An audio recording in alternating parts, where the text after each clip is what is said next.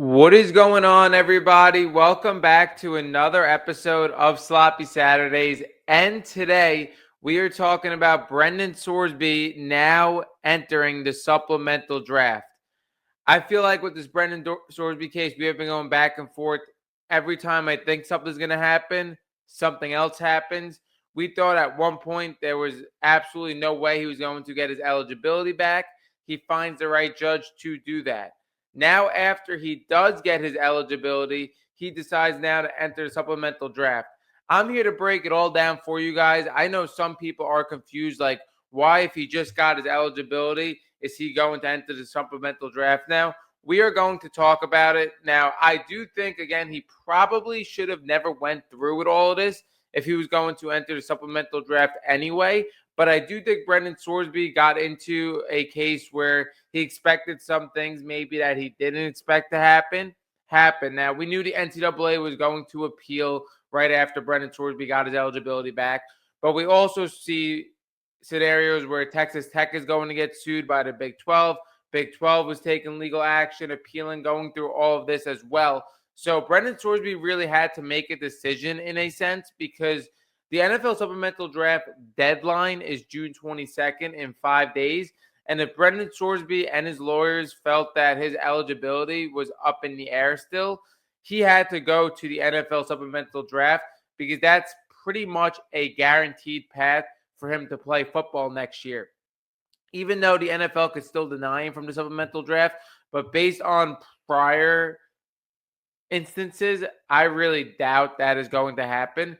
Now, he does enter the supplemental draft because, like I said, the deadline is the 22nd, and he probably still felt like his eligibility was up in the air in some sense, and you cannot take a year off football. That's one thing when we talked about Trinidad Chambliss' case, when we talked about his case, and when you look at the NFL and people in their prime to take a year off, this window is so short. It's so hard to get back in after a year off of live football. So Brendan Sorsby could not do that in any way.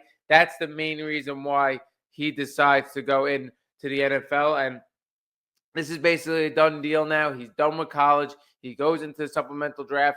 We're going to discuss everything, how the supplemental draft works again, what teams do I think should be interested, what round bid should be bid for him.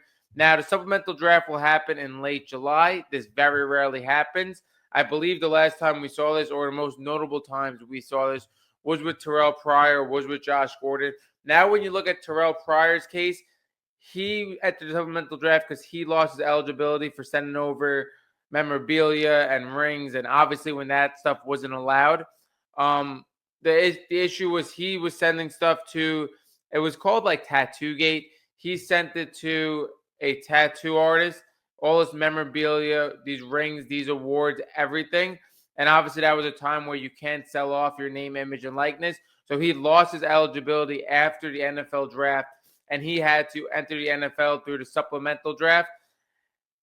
The thing is, and the same thing is going to happen with Brendan Sorsby. I believe Terrell Pryor got suspended for 5 games in the NFL, the same exact thing that he would have got suspended for in college. So Brendan Sorsby is going to get suspended as well through the NFL. Now, we saw a 2-game ban throughout his eligibility case. Like, he was supposed to be just suspended for the first 2 games before he goes into college football when he got his eligibility back. So it could be 2 games, it could be 4 games, it could be 6 games. Definitely nothing more than that. I don't believe that's a big deal for Brendan Sorsby because when we look at these rookie quarterbacks in the NFL, even when you look at a Fernando Mendoza and a Ty Simpson, obviously Ty Simpson we don't expect to be starting day one. Fernando Mendoza I don't even be expected to start day one. So Brendan Sorsby isn't going to start the first 6 games anyway, no matter what, based on him being a rookie. But not only that, based on when he's entering the NFL. Like, he's missing all these camps and everything. He's coming in late July. He doesn't have the same timeline with the team that a normal rookie has. He's not going to be starting until midway late in the season anyway. So this suspension doesn't even really affect him too much. Whereas if you're like a wide receiver, like a Josh Gordon that entered the supplemental draft, or some of these guys, a 2, 4, 6 game ban could mean a lot to you. For Brendan Sorsby being a quarterback where he's going to have to learn under quarterbacks and learn the system anyway, he wouldn't be starting the first handful of games. It's not really going to make a big difference for him. Now, when we talk about the supplemental draft happens where each team bids their round pick, and whoever bids the highest pick pretty much lands Brendan Sorsby. So a team could say, hey, it's a silent auction. The teams don't know what the other people are bidding, but you could say, hey, I'm bidding a 4th round pick for Brendan Sorsby if you're the Browns. And the Jets say, hey, I'm bidding a 3rd. And the Vikings say, hey, I'm bidding a 2nd. And if the 2nd is the highest round pick, the Vikings do get it. Now, how it also works, you may be asking, what happens if 2 teams bid the same round? It really goes back to how the previous draft was. Whoever had the higher pick in the previous draft is going to get priority in that round. So say like if the Vikings put in a 1st round pick and the Jets put in a 1st round pick, the Jets is going to be higher because the Jets were the worst team in the previous year. So that's how that works. Now I want to discuss a little bit of who I think should be in the running for Brendan Sorsby, if I think this gambling thing is going to make people stray off. So I want to discuss all of that and what round pick should Brendan Sorsby really go for, in my opinion. Now, do I think the gambling thing is going to stray people off? No, really, not necessarily at all. I do think it's going to be a situation now where Brendan Sorsby is having a much different opportunity than he had. I do think he's going to learn from this opportunity. And also, again, we talk about it very bluntly. The guy could bet on other sports in the NFL. He just can't bet on the NFL. We see how seriously the NFL takes gambling. That's why I do believe he's going to get a suspension. But I don't think the NFL GMs are really going to take this too seriously. Now, everybody's going to hire experts to dive in to see if he's really going to make these changes at this leadership position, because obviously you're still investing in a guy that could be a franchise quarterback. But with how difficult it is to get a franchise quarterback, and Brendan Sorsby, if he would have entered this year's draft without all this attached to him, possibly going in the end of the 1st round or in the 2nd round, I don't think people are going to stray away from Brendan Sorsby. Especially, I talked about it, the teams that I believe should be in on Brendan Sorsby are teams that maybe don't have their QB set up for the next 5 years, that won't be picking high in rounds, that could need a franchise quarterback in the future. Listen, Brendan Sorsby had a phenomenal season last year, 27 touchdowns, 5 interceptions. He had over 500 yards rushing with another 9 touchdowns. He's a dual threat quarterback. And like I said, he's a guy that I think would have been the 3rd quarterback taken in this year's draft, possibly a late 1st rounder, 2nd rounder. Teams are not going to stray away from that. They are going to convince themselves that it's going to work with Brendan Sorsby, because this opportunity, we have never seen it, possibly a franchise quarterback entering through the supplemental draft. Teams aren't going to stray away. It's just going to come down to, is the risk going to be worth the reward? And for some team, the risk that high of a pick is going to be worth the reward. And for other teams, they're going to bid too low and they're not going to be able to get him. Now, when I look at the teams that I believe should be interested in Brendan Sorsby, listen, everybody's going with the Jets, the Cardinals, those obvious teams. I don't think it should be teams that were planning for the 2027 draft that should be interested in him. If you're the Jets and you're sitting with 3 first-round picks in the 2027 draft, a loaded QB class, and you could get one of these other top prospects that don't have these character concerns, I wouldn't jump the gun early. I would still wait for the 2027 draft. And a team like the Cardinals or Pittsburgh, teams that already took their young quarterback in this year's draft that they are trying to develop in a Carson Beck, in a Drew Aller, I would also not go for this pick, because you already took guys in the 3rd round. I think the Browns are still a team that has a lot of quarterback issues, only 1 first-round pick. That's a team that I think, when you talk about bottom of the barrel teams that need a quarterback, that could go for Brendan Sorsby.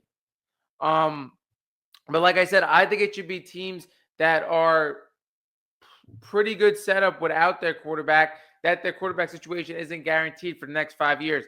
I think the Texans are definitely a team. I'm not sure if I would give C.J. Stroud a max contract after last year. He's going to have to prove it this year. They're not going to be drafting that high with how lethal of a defense they have. That's a team I would look at. I would also look at the Minnesota Vikings. Again, is your future really going to be Kyler Murray, J.J. McCarthy? When you talk about franchise quarterback in the next 5 years, they're going to be drafting too low for a franchise quarterback. That's a team I would definitely think. My biggest team, I've talked about it. I think it's the Atlanta Falcons. I think between Penix and Tua, you're not looking at either of those guys probably at this point of being your franchise quarterback. With everything they have around them and in the division they're in, getting a Brendan Sorsby may be an opportunity that they would never get again in the draft. Those are teams I really like. Indianapolis Colts as well. I think Daniel Jones probably has a 2-year window on the Colts. They're going to be drafting too low in the future. I like that team as well. Those are the teams I like for Brendan Sorsby. Now, when you look at the pick that I think should be bidded for Brendan Sorsby, I think it should be a third. I think, again, if he would have went into this year's draft, it would have been a second where he would have got drafted in the second round. So I think a third is the pick that you should bid based on all these issues. But I do think what I think and what other people are going to do is completely different. This is a quarterback. I do think it's going to be a second round pick bidded at least. And I think there is a very good chance at this point right now, everybody looking at the tape and reviewing it, I do think it could definitely be a first round pick for Brendan Sorsby without a doubt that gets put in.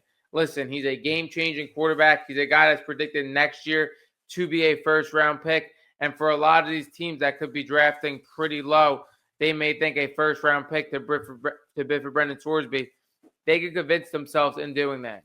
But like I said, for me, I think it really comes down to teams that may not be picking that high in the future to really do that. I don't think necessarily the Jets, the Cardinals, these teams that are waiting possibly for the 2027 draft should really be going in with the highest pick for Brendan Sorsby. But it's absolutely crazy how Brendan Sorsby's saga has been going on. Every time we think one thing for Brendan Sorsby, it's the opposite. Now, I think we finally have our answer. He's entering the supplemental draft. And like I said, it still isn't a guarantee, but I would give it a 90% chance that the NFL puts him in the supplemental draft just based on past history. That wraps up this episode of Sloppy Saturdays. Drop down your thoughts below on Brendan Sorsby entering the supplemental draft. And now we have Will Hammond as the quarterback for Texas Tech, a guy that I really like, a guy that put up huge numbers in Texas high school football, a guy that had a great game against Utah, which was arguably Texas Tech's toughest opponent all year until the college football playoffs.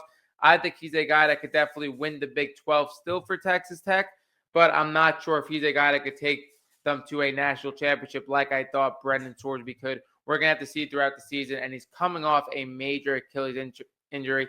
He has to be healthy this year to begin with, which is going to be a question mark if he's even going to start the season. But I really like him as a college football quarterback. Like I said, drop your comments down below on what you think of Brendan Sorsby, on what you think of Will Hammond, how you think this impacts Texas Tech, and what bid do you think the NFL teams are going to bid for Brendan Sloppy Saturdays is out.